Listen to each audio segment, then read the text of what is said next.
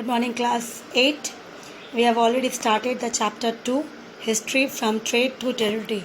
So today we are going to ahead till where we have completed that in the last video. Now we will start from there. So let's start the chapter. Now in the last video we have completed till in this Anglo-Dutch war. That there was the war has been created between the tension between the Dutch and the British East India Company. It was so tense that they have fought 4 Anglo-Dutch war between them, and this is the time period: first war, second war, third war, and the fourth war. Now, the Dutch company maintained that profit must support the cost of war. Whenever the war happened, they have to maintain soldiers' uniforms, then weapon is required, then food is required. So there are a lot of costs during the war. So how they are going to maintain, because this war is just unnecessary, and the war is for what? The war is for power. Who is going to control the Indian land for trading purpose? तो इसी तरह से जो war creating हो रहा था, इनको क्या था इनके, so they wanted that they should maintain the profit so that the cost of war should be, they have no any problems. तो इस तरह से उन्होंने क्या सोचा कि जो प्रॉफिट है वो उनकी अच्छे से हो जाए, ताकि उनकी वॉर की जो एक्स्ट्रा कॉस्ट है वो उस प्रॉफिट से मिल जाए, जो प्रॉफिट वो प्रोड्यूस करे फॉर ट्रेड, जो ट्रेड के थ्रू जो प्रॉफिट आ रहा था. कंपटीशन अरोज इन 1635. अभी कंपटीशन जो उनके बीच में शुरू हो गया था, the war which has been took place C 1652 1654 means before the war. तो सिचुएशन क्या था कि अब जब इनके बीच में कंपटीशन इतना ज़्यादा हो गया ब्रिटिश और डच के बीच में, कि जिस तरह से कि कौन किसे हराएगा और कौन कितना ज़्यादा प्रॉफिट अर्न करेगा. तो when Charles first granted a trading license, जब इन्होंने ट्रेडिंग लाइसेंस दे दी सर विलियम कॉटन को, जिसने परमिट किया द राइवल कॉटरेज associations to trade with the east. तो उन्होंने क्या परमिशन दिया कि वो बिज़नेस कर सकते हैं ईस्ट में, एनी लोकेशन, कोई भी लोकेशन हो ईस्ट का, जिसमें EIC मतलब ईस्ट इंडिया कंपनी, EIC यहाँ पे क्या हो गया, ईस्ट इंडिया कंपनी. तो ईस्ट इंडिया कंपनी का जहाँ पे कोई भी लोकेशन वहाँ पे नहीं है, तो उस एरिया में इन्हें दे दिया गया परमिशन. और ये परमिशन किसने दिया? चार्ल्स फर्स्ट ने ग्रांट किया. और ये परमिशन किसने दिया? चार्ल्स फर्स्ट ने किसे दिया? सर विलियम कॉटन को, जहाँ पे ईस्ट इंडिया कंपनी का कोई भी प्रेजेंस नहीं है. In an act aim at strengthening the power of East India Company, King Charles second granted the EIC. अब यहाँ पे इन्होंने भी क्या किया कि क्या था इनका एम, इन्होंने भी एक रूल्स पास की ताकि EIC का भी जो है उनका पावर भी स्ट्रांग हो जाए. तो इन्हें किसने ग्रांट किया? किंग चार्ल्स सेकेंड ने ग्रांट किया अ सीरीज ऑफ 5 एक्ट, एक साथ 5 rules, 5 act has been given to East India Company by King Charles second. ठीक है. सबसे पहला क्या दिया? ऑटोनोमियस टेरिटरी एक्विजिशंस, कि आप खुद उस एरिया में जहाँ पे आप रह रहे हो उसके ऊपर खुद की कब्जा रखें और खुद उस एरिया को कंट्रोल करें, पहला. दूसरा, टू मिंट मनी, आप मनी खुद मिंट करें, मतलब करेंसी जो प्रोड्यूस करता है हमारा RBI, सिर्फ RBI ही उसे छाप सकता है. तो उसको किंग चार्ल्स ने परमिशन दे दिया कि वो मिंट करे अपनी करेंसी खुद. टू कमांड फोर्ट्रेस महल बनाना है, फोर्ट्रेसेस बनानी है, ताकि वो क्यों बनाए भाई, India is a new land for them. अब ये नया जगह है, लोग भी नए हैं, उन्हें नहीं पता है लोग कैसे हैं, तो अपने आप को सुरक्षित रखने के लिए वो फोर्ट्रेसेस बनाना ज़रूरी है. जहाँ से वो चारों तरफ से बाउंड्री बना दिया बड़ी सी, जैसे रेड फोर्ट है हमारा, बहुत बड़ा बड़ा वॉल जो है, उसके बीच में छोटे छोटे जो है मकान है जहाँ पे राजा भी रहते थे, उनका भी पैलेस था. तो इसी तरह से फोर्ट्रेसेस उन्होंने अपना बनाया. तो इस तरह से उनको परमिशन मिल दिया.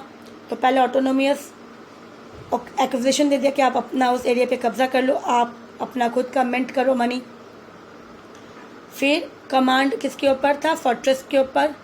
ट्रॉप्स जो उसके पास सेना है उसे क्या करना है? उसे तैयार रखना है और आसपास जो छोटे मोटे रूलर्स है उसको उसके साथ मिलके एक अच्छा खासा स्ट्रॉन्ग ट्रॉप्स बनाना है, ताकि इन केस वॉर हो तो वॉर और पीस मेंटेन करने के लिए क्या चाहिए? ट्रॉप्स चाहिए, सेना चाहिए। एंड टू एक्सरसाइज बोथ, साथ साथ अगर कोई प्रॉब्लम होती है इनके बीच में तो सिविल एंड क्रिमिनल जुरिसडिक्शंस, न्याय देने के लिए भी, जजमेंट करने के लिए भी इन्हें ये परमिशन मिल जाता है। तो इसी तरह से ईस्ट इंडिया कंपनी को इतना ज़्यादा 5 एक्ट मिल गया with the help of King Charles second. The company fresh form a courses victory and with the backing of its own private. तो अब इतना ज़्यादा इनको अच्छा खासा, मतलब एक विक्ट्री मान लो, एक अच्छा खासा उनको, कि उसको उसके पीछे कौन है? उनको सपोर्ट करने के लिए उसका किंग था। और इस तरह से with the backing of its own private and well discipline, उनका खुद का जो भी उनके लोग और डिसिप्लिन, वेल डिसिप्लिन, जो बोलेंगे वो मानेंगे सब कुछ। एंड एक्सपीरियंस आर्मी, उनके पास आर्मी भी बहुत एक्सपीरियंस, क्योंकि इंडियंस के पास उस समय इतना अच्छा, इंडियन के पास उतने अच्छे एक्सपीरियंस और हमारे उस समय वेपन्स भी हमारे पास इतने अच्छे नहीं थे जितना ब्रिटिशर्स के पास थे। Was able to assert his interest in the Carnatic regions. और इसी तरह से इसके कारण कि जिस तरह से वहाँ पे प्राइवेट लोग जो ओनर्स थे वो पीछे हट रहे थे और ये अपना अपना कदम बढ़ा रहे थे विद द हेल्प ऑफ, उनके पास खुद के लोग थे, वेल डिसिप्लिन आर्मी थी। और इसी तरह से इनका जो लगाव, इंटरेस्ट बढ़ने लगा किस एरिया में? Carnatic regions from it Madras, coastal area के पास, एंड बंगाल, वो भी कोस्टल एरिया के आता है, Bengal from Calcutta, without facing any further obstacle from other colonial power.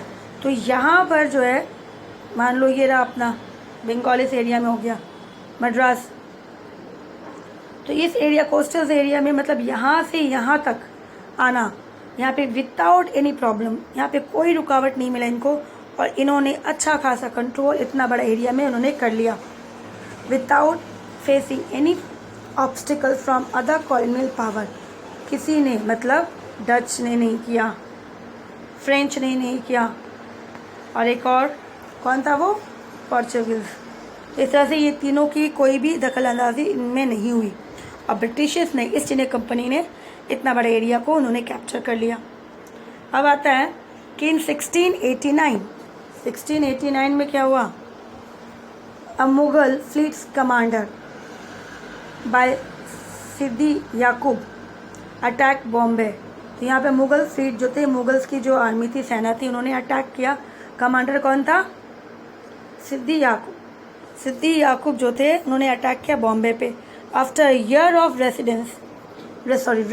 Resistance, मतलब कौन किसके थ्रू हो रहा था? ये लड़ाई लड़ रहा था, लेकिन किसके साथ? ब्रिटिशर्स के साथ। अब ब्रिटिश उसको रोक रहा था। वेल्सन the East India Company surrendered in 1960 and the company sent envoy to Aurangzeb camp to plead for a pardon. तो यहाँ पर हमने क्या देखा कि 1689 में मुगल्स ने अपना सेना भेजा, उसका कमांडर था सिद्दी याकूब, टू अटैक बॉम्बे, क्योंकि बॉम्बे के पास किसका कब्जा था? ईस्ट इंडिया कंपनी का, क्योंकि ईस्ट इंडिया कंपनी दखल अंदाजी बहुत कर रही थी, कोस्टल एरिया था, उनका ट्रेडिंग सेंटर बनाया था उन्होंने। तो इसी तरह से, और जब ये चीज़ें कहा गया, ये कंटिन्यू हो रहा था आफ्टर ईयर ऑफ रेजिस्टेंस, जहाँ पे ये प्रॉब्लम क्रिएट कर रहा था ये ऐसी ईस्ट इंडिया कंपनी, इन्होंने सरेंडर किया कब? जाके 1690, मतलब 1 ईयर, 1 ईयर लगा उनको, और फिर बाद में ईस्ट इंडिया कंपनी अपने आप को सरेंडर करवाया। एंड द कंपनी सेंड, उसके बाद कंपनी ने क्या किया कि एनवी भेजा औरंगजेब के पास, ताकि वो उसे माफ़ कर दे, जस्ट एक एपोलॉजी करके कि सॉरी हमसे गलती हो गई है और हम ऐसा नहीं करेंगे।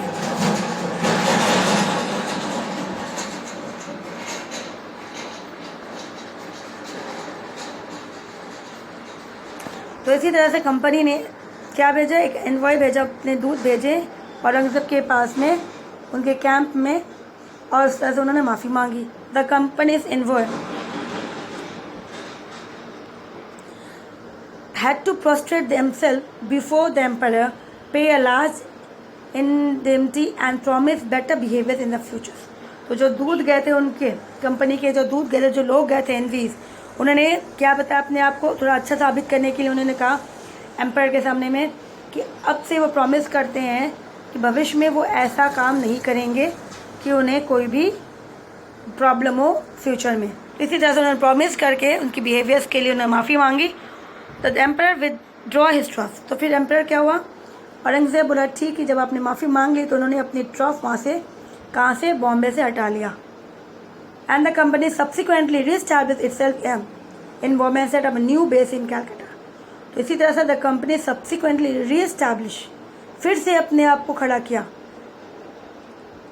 इन बॉम्बे, क्योंकि बॉम्बे में तो पहले उन्होंने किया ही था, लेकिन फिर बाद में मुगल्स ने अपने सेना भेजे सिद्दीक याकूब को, फिर 1 साल लगा और ये प्रॉब्लम कर रहा था, लेकिन बाद में उसको अपने आप को झुकना ही पड़ा, सरेंडर करना पड़ा। और फिर बाद में औरंगज़ेब के पास अपने दूत को भेजें ताकि माफ़ी मांगे और उनको माफ़ कर दिए जाए।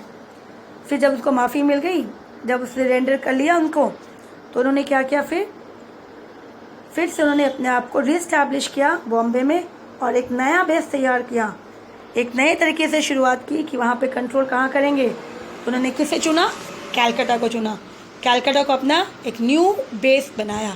ठीक है, तो East India Company and trade in Bengal.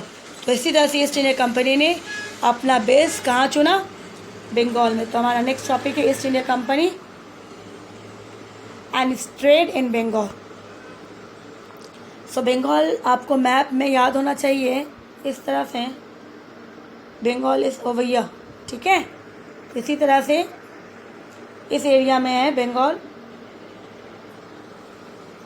तो इसी तरह से यहाँ पर the first English factory was set up on the bank of the river Hooghly. तो इस रिवर हुगली में इन्होंने पहली बार अपना फैक्ट्री बनाया एंड दिस वॉज द, इसी तरह से उसकी शुरुआत हुई और उन्होंने बिगनिंग की अपनी फिर से ट्रेडिंग। और उसका मेन मकसद क्या था कि धीरे धीरे उस एरिया को कैप्चर करना है, कब्जा करना है और अपना पावर को वापस से इस्टेब्लिश करना है। ठीक है, फिर हम आगे बढ़ते हैं।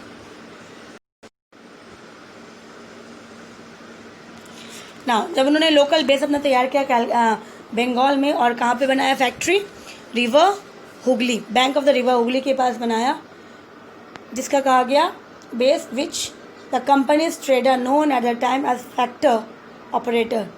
तो इसी तरह से वहाँ के लोगों ने कंपनी, जो ट्रेडर्स, जो कंपनी के ट्रेडिंग पर्सन थे, उन्हें नाम क्या दिया, फैक्टर ऑपरेटर करके उनको नाम दिया वहाँ के लोगों ने। The factory had a warehouse. Now what is a warehouse? Means godowns, जहाँ पे सामान रखा जाता है। ठीक है, तो ये बहुत बड़ा होता है, जहाँ पे ऑब्वियसली वेयर हाउस को छोटा मोटा नहीं कहेंगे। जब वो सामान बाहर से मंगा रहे हैं तो शुड बी लार्ज एरिया, तो जहाँ पे वो अपना रूफ बनाएंगे कंस्ट्रक्ट करके और वहाँ पे सामान को रखेंगे। तो इसी तरह से वेयर हाउस बनाना शुरू किया उन्होंने। तो the factory had a warehouse also, ताकि were goods for export were store, ताकि वो स्टोर कर सके गुड्स को। And it had office where company's officers set, और साथ साथ उस फैक्ट्री में ऑफिसर्स भी बनाए गए ताकि वो बैठ के क्या करेंगे, डिस्कस करेंगे, काम देखेंगे। Officers set as trade expanded, धीरे धीरे जैसे उनका बिजनेस बढ़ने लगा, the company persuaded merchants and traders to come and settle near the factory. तो उन्होंने क्या किया, धीरे धीरे जब उनका देखिए कि काम जो है, कारोबार जो है बहुत बढ़ गया, तो जो उनसे बिजनेस करते थे उस मर्चेंट्स को, उन ट्रेडर को कहा गया कि वो फैक्ट्री के आसपास ही वो क्या करें, सेटल हो जाए, यहीं पे रह जाए और दूर ना जाए, ताकि इनको प्रॉब्लम ना हो, ताकि वो बिजनेस इजीली कर सके। सो बाय 1696 में it began building a fort. तो इसी तरह से शुरुआत हुई, उन्होंने फोर्ट बनाना शुरू किया, building a fort around the settlement के पास उन्होंने शुरुआत की। देखो ये पिक्चर एक बार दिखेगा दूर से ही, fort. Local boats bring goods from the ships in Madras, painted of Williams. ये तो उस समय जो पेंटिंग कर करके इस तरह से इसकी आर्ट्स बना कर रखी थी। पिक्चर्स जो नहीं थी, फ़ोटोज़ उस समय से होती नहीं थी, लोग पिक्चर्स करते थे। तो ये मद्रास का है कि जैसे ये पोर्ट दिख रहा है, इस तरह से वो शिप आती है और इतनी दूर में जाके यहाँ पे जो है आपको दिखेगा वो मेनली गुड्स शिप्स आके, तो ये उसका फोर्ट जैसा ही है, मद्रास में भी उन्होंने बनाया था। तो इसी तरह से यहाँ पे उन्होंने जो है बिल्डिंग बनाई, फोर्ट बनाई। And 2 year later it bribed Mughal officers into giving the companies ज़मींदारी rights over 3 village. अब जब उन्होंने अपना एक फोर्ट बना लिया, उसके बाद में 1696 में +2 करो तो 98 हो जाएगा। उन्होंने मुग़ल ऑफिसर जो थे, जो मुग़ल्स में मिनिस्टर्स थे, उन्होंने क्या किया, कंपनी ने उनको घूस दे दी। ब्राइब मीन्स घूस देना। यहाँ पे ब्राइब्स दिख रहे हैं आपको, ये वर्ड्स ब्राइब दिख रहे होंगे। ब्राइब मीन्स घूस देना। ये क्यों दिया गया? इसलिए दिया गया ताकि कंपनी को ना ज़मींदारी प्रथा मिल जाए, ज़मींदारी राइट्स मिल जाए। कितने के ऊपर? 3 विलेज, ओवर 3 विलेज। ये शुरुआत थी, ताकि इसको अगर ज़मींदारी 3 गाँव की मिलेगी, बाद में फिर वो 3 गाँव से कितना हो जाएगा, 3000 हो जाएगा। धीरे धीरे पूरा एरिया स्टेट आ जाएगा। तो ये शुरुआत था। तो इसी तरह से उन्होंने ज़मींदारी के लिए उनको ब्राइब किया कंपनी वाले ने। One of these were Kalikata which was later. Actually ये कालीकटा जो है, जैसे कोलकाता के नाम से हम जानते हैं, कैलकाटा जो हम आज जानते हैं, ये वही है। तो इस तरह से वो लोग ने, बंगाल ब्रिटिशर्स थे, they call it as a Calicut. So which was been called after as a city Calcutta और कोलकाता। ठीक है, जो आज हम कोलकाता जानते हैं, कोलकाता से पहले था कैलकाटा, और कैलकाटा से ब्रिटिश उससे पहले क्या बोलते थे, Kalikata. Because it was a Bengali pronunciation, Kolkata they can not pronounce it, so Kalikata करके ये नाम रखा गया था। It was persuaded. तो इसी तरह से क्या हो गया कि धीरे धीरे 3 गाँव से वो धीरे धीरे उस एरिया को शुरू करने लगे कि उस पूरे एरिया पे कैप्चर करें। It also persuaded the Mughal empire Aurangzeb to issue a फरमान। फिर उन्होंने और भी परस्यूडेड मतलब उनको मना लिया औरंगजेब को, ताकि एक कोई राइट्स जो है उन्हें दे दिया जाए, फरमान ग्रांट कर दिया जाए। किस चीज़ का फरमान? The right to trade duty free. मतलब जो बिज़नेस कर रहे हैं, जो आज हम लोग बिज़नेस करते हैं, गवर्नमेंट हमसे टैक्स लेती है, हम ड्यूटी टैक्स भरते हैं। जो बिजनेसमैन जो है, जो सामान बाहर देश से आता है तो हमें टैक्स देनी पड़ती है, ड्यूटी देनी पड़ती है। तो इसी तरह से वो जो बिज़नेस कर रहे, बाहर से सामान आ रहा है और हमारे देश से सामान जा रहा है, ताकि उनको फ्री में ये टैक्स नहीं देना पड़े, इस तरह से उन्होंने उनको राज़ी करने के लिए परस्यूट किया, ताकि वो मान जाए। ठीक है। फिर the company tried continuously to press for more concessions and manipulated existent privileges. इनकी लालच बढ़ती गई और ये कंपनी जो थी बार बार, क्योंकि एक बार बोला तो नहीं माना, दूसरी बार तो ये इनको लगा कि अगर हम बोलते रहेंगे तो कभी ना कभी तो ये मानेंगे। तो ये प्रेशराइज करते रहे, प्रेस करते रहे, और उनको लगा कि वो हम जितना बोलेंगे ताकि उनको ज़्यादा से ज़्यादा कंसेशन मिले, मतलब ज़्यादा से ज़्यादा उनको छूट मिले टैक्स में। मैनिपुलेट, और उस तरह से वो थोड़ा अपने आप को थोड़ा सा मैनिपुलेट करके थोड़ा सा अलग से दिखाएंगे कि वो बहुत ज़्यादा अपने रूल्स एंड रेगुलेशन जो भी है उनको बहुत प्रॉफिट नहीं हो रहा है, लॉस हो रहा है। तो इस तरह से उनको दिखाने के लिए इस तरह से मैनिपुलेट करना लगा। और जो भी उनको औरंगज़ेब ने या फिर मुगल्स ने जो भी उनको राइट्स दी, उस राइट्स का उन्होंने गलत तरीके से अपनाना शुरू किया। औरंगज़ेब्स फरमान for instant has granted only the company the right to trade duty free. तो औरंगज़ेब ने अल्टीमेटली क्या, उनको फरमान दे दिया। फरमान मीन्स ग्रांट कर दिया राइट्स। अब उनके पास है कि वो ट्रेड फ्री करेंगे, ड्यूटी फ्री होगा। But officials of the company who we are carrying on private trade on the side were expected to pay duty. लेकिन कहा कि इसके अलावा कंपनी में कोई और जो प्राइवेट ट्रेडर्स हैं, इनके साथ जो मिलके काम कर रहे हैं, उन्हें पे करना पड़ेगा duties. This they refuse to pay. लेकिन बाद में क्या हुआ, उन्होंने मना कर दिया कि वो ये नहीं पे करेंगे, causing a enormous loss of revenue for Bengal. तो उन्होंने मना कर दिया कि ये पे नहीं करेंगे। तो अब जब ये पे नहीं करेंगे तो दिस द रिफ्यूज टू पे causing a enormous loss. Bengal का क्या हुआ, ये टैक्स, रेवेन्यू मीन्स टैक्स था। अब ये मना कर रहे हैं तो फिर जब टैक्स नहीं आएगा तो भाई राजा के पास पैसे कहाँ से आएगा। तो कहा गया बहुत ज़्यादा लॉस, रेवेन्यू जो था लॉस हुआ। This made the nawab of Bengal Murshid Quli Khan. तो अब जो मुर्शिद कुली खान थे बंगाल के, rise up in protest and the defeat of the Nawab was that the force led by Mir Jafar, one of the Sirajuddauला's commander, never forget the battle. अब यहाँ पर औरंगज़ेब से तो उनको फ्री ड्यूटीज़ मिल गई। औरंगज़ेब तो पूरे इंडिया में कंट्रोल कर रहे थे, Mughals they are controlling the entire India. तो एरिया वाइज जो थे रूल्स करे थे मुगल्स, यहाँ पर भी थे। Bengal area was been ruled by someone else. तो उस समय कौन रूल कर रहा था? तो उस समय जो बंगाल्स के रूलर थे मुर्शिद कुली खान, जब वहाँ पे उन्होंने पेमेंट मांगी प्राइवेट ट्रेडर्स से, तो उन्होंने मना कर दिया कि वो रिफ्यूज़ कर दिया कि वो पेमेंट नहीं करेंगे। तो उसके बाद उसके रेवेन्यू जो था कलेक्शन वो बहुत कम होने लगा। तो उन्होंने उसके लिए आवाज़ उठाई, प्रोटेस्ट किया कि ऐसा नहीं, आपको देना पड़ेगा। तो द डिफीट, नवाब जो थे इस तरह से उन्होंने आवाज़ उठाई, तो उनकी डिफीट मतलब उनको लड़ाई लड़नी पड़ी। और उस लड़ाई में क्या हो गया? फोर्स लीड बाय, तो इस तरह से वो डिफीट हो गए, हारे। And the defeat of the Nawab was that the force lead by Mir Jafar. फिर उसके बाद मीर जाफ़र आए। तो मुर्शिद कुली खान के बाद कौन आया? मीर जाफ़र आया, वन ऑफ द सिराजुद्दौला जो थे बंगाल के रूलर। उनका कमांडर ये होते थे Mir Jafar. Never fought the battle.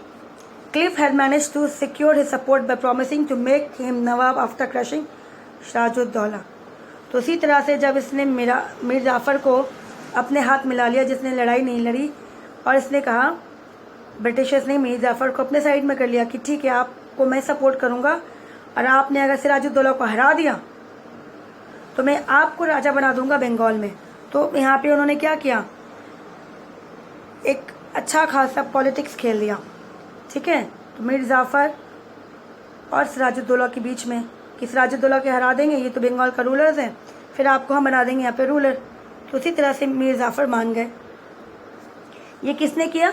ये ब्रिटिश ऑफिसर क्लिफ ने किया, ठीक है।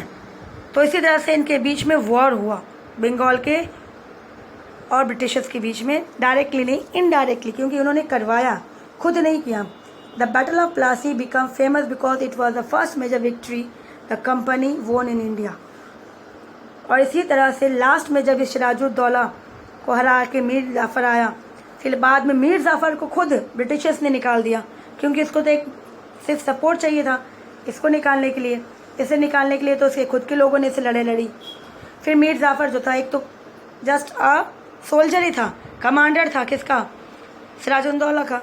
तो इसको आराम से हरा सकते थे, तो इसीलिए उसको आराम से उसने हराया, और उस बैटल को नाम दिया था बैटल ऑफ प्लासी, जो बंगाल में हुआ।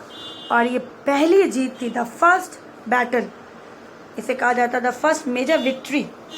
एक बड़ी जीत थी किसके लिए? कंपनी के लिए, क्योंकि इन्होंने इतना बड़ा एरिया, पहले तो छोटा मोटा एरिया था, लेकिन अब इन्होंने इतना बड़ा एरिया, बंगाल। तो उस समय बंगाल मतलब आप सोच लो कि बंगाल आज जो छोटा सा एरिया नहीं, बिहार, बंगाल, ये बहुत बड़ा एरिया होता था। झारखंड, छत्तीसगढ़, ये सब उस तरह टोटल एरिया बिग। तो इसी तरह से ये एरिया जो था बहुत बड़ा था, और उसे उस एरिया में उसको विक्ट्री मिल गई। और ये था उसका पहला step toward conquering Indian land, कि इंडिया को, पूरी इंडिया को वो कैसे कब्जा करे। एक एरिया इजीली हो गया, और उसके बाद वो धीरे धीरे पूरी इंडिया में कंट्रोल करना उनका शुरू हुआ। Battle of Plassey. उसके बाद अब हम देखेंगे बैटल ऑफ प्लासी जो था वो किस तरह से हुआ। तो बैटल ऑफ प्लासी में क्या देखा हमने? Was a decisive victory of the British East India Company. एक बहुत अच्छा खासा उन्हें जीत मिली over the nawab of Bengal. और ये लड़ाई किसके बीच हुई थी? ब्रिटिश और बंगाल के नवाब। And his French alliances on 23 June 1757 under the leadership of Robert Clive, which was possible due to the defections of Mir Ali Khan. The battle helped the company seize control over Bengal. Over the next 100 years, they seized control of the entire Indian subcontinent and Myanmar. तो यहाँ पर बंगाल को support कौन कर रहा था? Bengal was been supported by French, क्योंकि ये भी तो बाहर से थे, लेकिन फ्रेंच जो था वो ब्रिटिशर्स का दोस्त नहीं था, क्योंकि फ्रेंच भी चाह रहा था इंडिया में कैप्चर करना, कब्जा करना, लेकिन वो नहीं कर पाया। तो इसी तरह से इसने बंगाल को हेल्प किया, लेकिन फिर भी वो हार गए। और रॉबर्ट क्लीव जो थे, इन्होंने डिफीट किया मीर अली खान को भी, और इसी तरह से इसने पूरी बंगाल पे कंट्रोल किया। और कहा उसके बाद नेक्स्ट 100 ईयर्स में उसने पूरी की पूरी इंडियन सब कॉन्टिनेंट और म्यांमार, दैट इज़ बर्मा, जो पहले बोलते थे आज म्यांमार बोलते हैं उनको, ये पूरा एरिया उन्होंने कैप्चर कर लिया। मतलब हमारा ईस्टर्न पोर्शन जो था, इस तरह से ये पूरा एरिया कंट्रोल कर लिया। म्यांमार इधर आ जाता है, ये पूरा, ये म्यांमार हो गया इधर, ये पूरा एरिया उन्होंने कैप्चर कर लिया। The battle took place at Plassey, जगह का नाम था, इसके लिए इसको पलासी के नाम से बोला जाता है। On the bank of Hooghly, तो ये कहाँ है, ये हुगली रिवर के पास, about 150 kilometre north of Calcutta and south of Murshidabad, Murshidabad के साउथ में और नॉर्थ कैलकाटा के। Then capital of Bengal, now in Murshidabad district in West Bengal, उस समय वो कैपिटल हुआ करता था। ठीक है, तो इसी तरह से इन्होंने ये जो चीज़ थी इन्होंने शुरुआत कर दी और इन्हें कैप्चर कर ली। तो आज यहीं तक रखते हैं क्योंकि इसकी टॉपिक्स जो है बहुत बड़ी है, कंप्लीट नहीं हो जाएगी। तो आप जो है बैटल ऑफ पलासी एक बार जहाँ तक हमने पढ़ाया उसके आगे वाला जो टॉपिक है 2 page, mostly 2 or 3 page we have completed, so you just go through it, then we will move ahead with the new topic. We will start with the battle of Plassey. हम लोग फिर से शुरू करेंगे टॉपिक बैटल ऑफ पलासी से। Till then take care.